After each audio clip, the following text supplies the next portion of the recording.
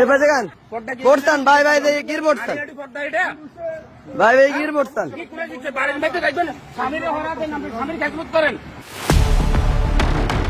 আলম ভাই আছে বাড়িতে? কেডা ভাবি?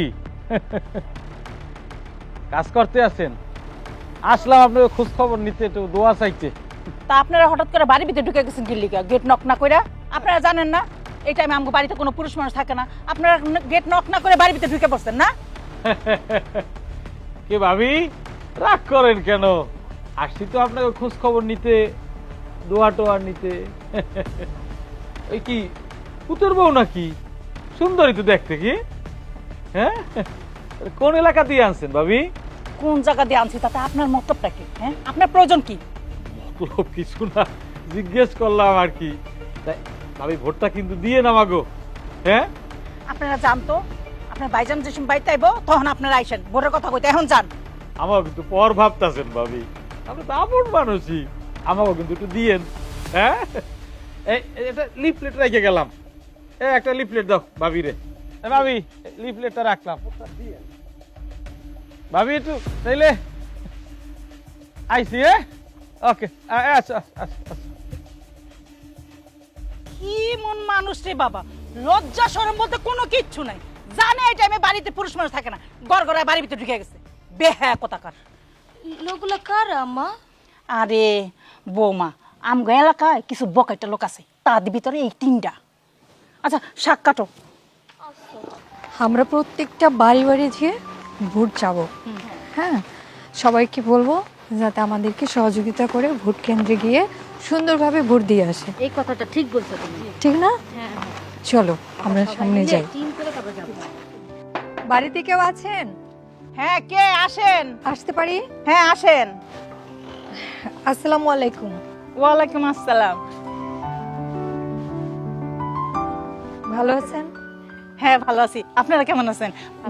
বৌমা একটু চেয়ার নিয়ে আসো না, যাও। না না, চেয়ার লাগবে না, আমরা আসলে বসবো না, আমরা আসছিলাম আমাদের ভোটের ব্যাপারে কথা বলতে। আপনারা যদি আমাদের এই প্রতীকে ভোট দেন তাহলে খুব খুশি হব। বসেন না, বসে কথা বলি। না, আমরা আসলে সামনে যাব তো, আজকে আর না বসি। যদি আপনারা পারেন আমাদের পাশে থেকে সহযোগিতা করবেন। ঠিক আছে আপা, আপনারা যান, যদি কোনো সাহায্য লাগে তাহলে আমারে কইবেন, আমি লগে লগে কাজ করবো। আচ্ছা ঠিক আছে, ভালো থাকবেন, আমরা একটু সামনে যাই। হ্যাঁ, আমরা তাহলে আসি। ঠিক আছে। আসসালামু আলাইকুম। ওয়ালাইকুম আসসালাম। আচ্ছা, আপা মেসটা দে ভাই, আমি তো কোনো খোঁজ খবর রাখতেছেন না। কি খোঁজ খবর? কিছুক্ষণ আগে শাহ আলমদের বাড়িতে গেছিলাম। হ্যাঁ, শাহ আলমের বউ আমাদেরকে বাড়িতে ঢুকতেই দিতে চাইছে না। হ্যাঁ। ওই বাড়িতে দেখি আমাদের বিরোধী পার্টি আছে না, হ্যাঁ, ওদের কিছু মহিলাদের কি সেবা যত্ন করতেছে তারা। কসকি ওই যে মহিলাগুলো ঢুকলো সর্বনাশ। বোরকা পরা। আরে কি পরা ফানি যে ওগুলা দিচ্ছে কই, তারা। কই ওগুলা কই? আইতাছে এই দিক দিয়ে ওই যে ওরা নাকি আইতাছে। ওরাই তো। ওরা হ্যাঁ এগুলাই তো। এই খারাপ। এই ওয়ালাইকুম। এগুলো কি? ও এই মার্কা লয়ে নামছে। এই তোর বাড়ি কই? কেন আমরা প্রচারণা করতে পারবো না? কি আর প্রচারণা করবি? তুই থাকবি হলে যে ইয়ার মধ্যে, পাতিলের মধ্যে থাকবি, রানবি পারবি। তুই এলোই নামছস কেন? দেই কেন? আপনাদের অধিকার আছে, আমাদের অধিকার। কি আর অধিকার তোর? এই তোর কোন গ্রাম? কথা হইলো এটা রে। কিরে কি হইতেছে রে? ওই ভালো লাগে না না? কেন? আপনাদের অধিকার আছে, আমাদের তোর অধিকার ভাই। কেন হইতাছে? গেঞ্জাম কেরা করতেছে? আই চল চল। বলে দে খোদাই। নাম খোলা যাবে। ধর তো বল।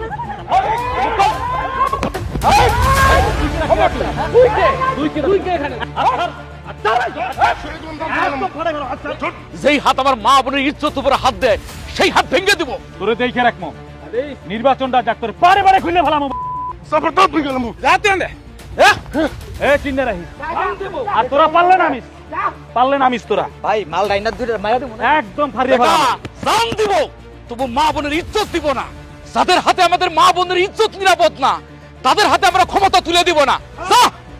মা বোনের ইজ্জত রক্ষায় অসৎ লোকদের বিরুদ্ধে প্রতিবাদ গড়ে তুলুন। দেশ পরিচালনায় সৎ ও যোগ্য লোককে নির্বাচিত করুন।